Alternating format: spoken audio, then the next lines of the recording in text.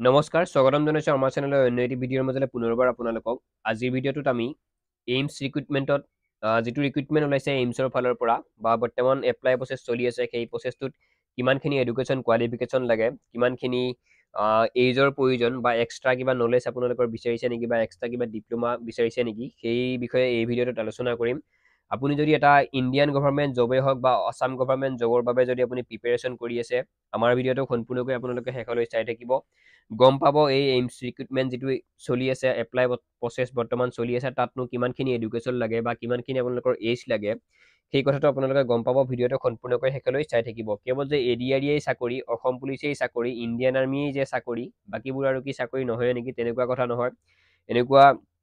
বহুত পদ ওলাই থাকে অসমত বা ভাৰতত যিখিনি কথা আপোনালোকে গমেই নাপায় বা তোমালোকে গমেই নোপোৱা গতিকে সদায় চৰকাৰী নিতৌ চাকৰিৰ আমি খবৰসমূহ আপোনালোকলৈ দি থাকিম তাৰ আগতে কিন্তু এটা ৰিকুৱেষ্ট আপোনালোকলৈ আপোনালোকৰ যিখিনি এডুকেশ্যন কোৱালিফিকেশ্যন আছে বা আপোনালোকৰ এইজটো কিমান বা আপোনালোকৰ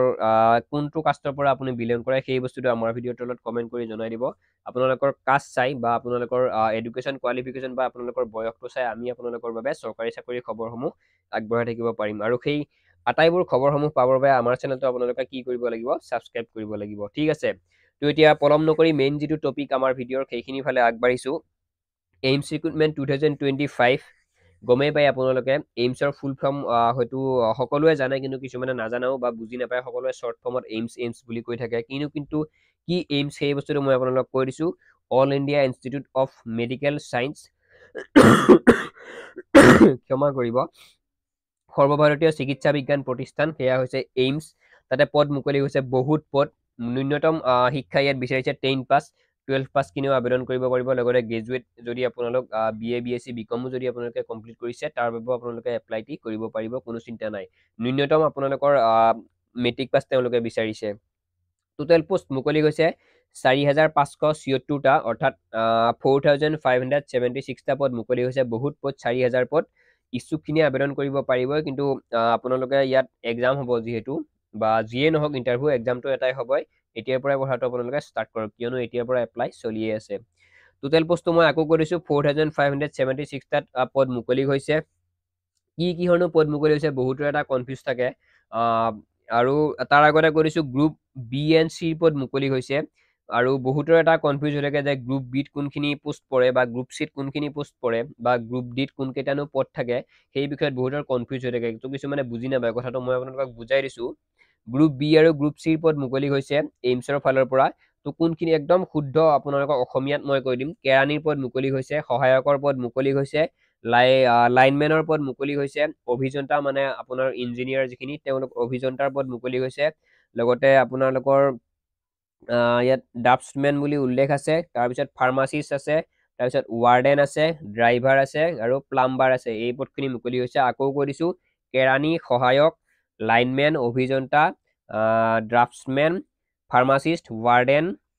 ড্ৰাইভাৰ আৰু প্লাম্বাৰ এইকেইটা পদত 7-8টামান পদ মুকলি হৈছে খালী হৈছে টোটেল পদ কিন্তু 4,576টা আছে বহুত পদ আপোনালোকে যোনে একদম মেট্ৰিক পাছৰ পৰা এপ্লাই কৰিব পাৰিব মেট্ৰিক পাছৰ পৰা আপ টু BA MA আপুনি যি কৰিছে কোনো ক'ব লগা নাই যদি কাৰোবাৰ বেলেগো কিবা ডিপ্ল'মা আছে একো কথা নাই সুন্দৰকৈ আপোনালোকে আবেদন কৰিব পাৰিব জাষ্ট আপোনালোকে পঢ়ি থাকক আৰু আবেদন কৰক আৰু চাকৰি লওক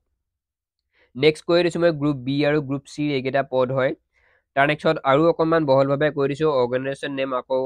কৈ দিছোঁ আকৌ এবাৰ all India institute of medical science number of post 4,576টা এডুকেশ্যন কোৱালিফিকেশ্যনটো মই আগতে কৈ দিছোঁ আকৌ কৈ দিছোঁ 10-12 ডিগ্ৰী কোনো কথা নাই জব টাইপ ইয়াত চেণ্ট্ৰেল গভৰ্ণমেণ্ট জব হয় অনলাইন হ'ব এপ্লাই মোড অনলাইন মই যিমানবোৰ চাকৰি খবৰ দি থাকোঁ তাৰে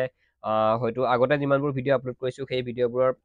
প্ৰায় 50% ভিডিঅ' অফলাইন পঠিয়াব লাগে কিন্তু এইটো আপোনালোকৰ সুন্দৰ সুযোগ অনলাইন ইয়াত অফলাইন কোনো ধৰণৰ আপোনালোকৰ ষ্টেণ্ডাৰ্ড ফৰ্ম ল'ব নালাগে বা কোনো ধৰণৰ আপোনালোকে ডকুমেণ্ট জেৰক্স কৰি পঠাব নালাগে পোষ্টেলত আপোনালোকে যাব নালাগে জাষ্ট নিজৰ ফোনতে আপোনালোকে এপ্লাই কৰিব পাৰিব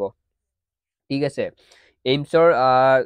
চাৰ্চ কৰিব যিকোনো ব্ৰাউজাৰত আপোনালোকে আটাইখিনি বস্তু পায়ে যাব জব টাইপ কৰি দিলে আপোনালোকৰ চেণ্ট্ৰেল গভৰ্ণমেণ্ট জব হয় অনলাইন এপ্লাই মোড অনলাইন হ'ব এইজ কিন্তু আপোনালোকৰ 35 বছৰলৈকে আপোনালোকে আবেদন কৰিব পাৰিব মোটামুটি 18 বছৰমানৰ পৰা 35 বছৰলৈ আপোনালোকে আবেদন কৰিব পাৰিব আৰু আমাৰ গভৰ্ণমেণ্টৰ যিটো ৰুল আছে আমাৰ ৰিলেক্সেশ্যনৰ সেইটো আপোনালোকে পাবই PWBDৰ বাবে 5 বছৰ OBCৰ বাবে আমাৰ 3 বছৰ আৰু PWBDৰ বাবে 10 বছৰ, OBCৰ বাবে 3 বছৰ আৰু SC/STৰ বাবেহে 5 বছৰ। ক্ষমা কৰিব, SC/STৰ বাবে 5 বছৰ, PWBDৰ বাবে 10 বছৰ আৰু OBCৰ বাবে 3 বছৰ। তাৰ নেক্সট এতিয়া আটাইতকৈ ডাঙৰ কথাটোৱেই হ'ল অকণমান আমাৰ যিখিনি মধ্যবিত্ত পৰিয়াল বা দুখীয়া শ্ৰেণীৰ লোক সেইখিনিৰ বাবে অকণমান অসুবিধা এই কথাটোৱেই।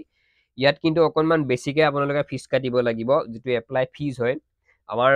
সৰহসংখ্যক অসমৰ যিমানখিনি ৰিক্ৰুটমেণ্ট হৈ থাকে তাৰ বেছিখিনিতে পইচা কাটিব নালাগে, কিন্তু কিছুমানৰ হয়তো লাগেও। কিন্তু এইটো যিটো ৰিক্ৰুটমেণ্ট তাত কিন্তু আপোনালোকে এইটো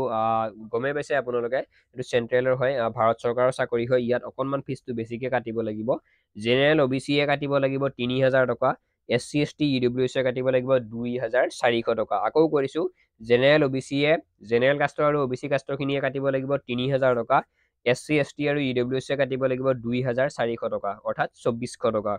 আৰু PWBDৰ কেণ্ডিডেটে কোনো ধৰণৰ ফিজ কাটিব নালাগে। তো সম্পূৰ্ণ ভিডিঅ'টো ইমানেই আছিল। যদি আপোনালোকৰ এডুকেশ্যন কোৱালিফিকেশ্যন মিলে, যদি আপোনালোকৰ এইজ মিলে বা ইমানখিনি পইচাৰ কাটি আপোনালোকে এপ্লাই কৰিব পাৰে, তেতিয়াহ'লে এই পদত আপোনালোকে এপ্লাই কৰিব পাৰিব। আৰু যদি সুন্দৰভাৱে আপোনালোকৰ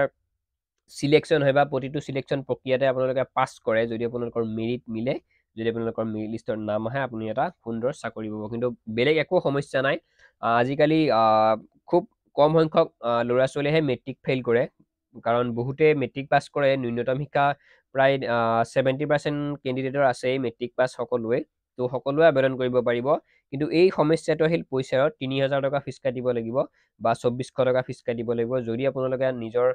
মনৰ জোৰেৰে পাৰে, যদি টকা পইচাৰ জোৰেৰে পাৰে, ধুনীয়াকৈ এপ্লাইটো কৰি ল'ব। তো এইমছৰ ফালৰ পৰা যিখিনি ৰিক্ৰুটমেণ্ট মুকলি হৈছে ইমানখিনিয়ে আছিল। আপোনালোকে যিকোনো ব্ৰাউজাৰত যদি চাৰ্চ কৰে এইমছৰনো কি ৰিক্ৰুটমেণ্ট চলি আছে, বা ইউটিউবতো যদি আপোনালোকে চাৰ্চ কৰে সুন্দৰকৈ, তাৰ হয়তো কিছুমানত আপোনালোকে লিংকো পাই যাব। তো এইমছৰ ৰিক্ৰুটমেণ্টৰ একদম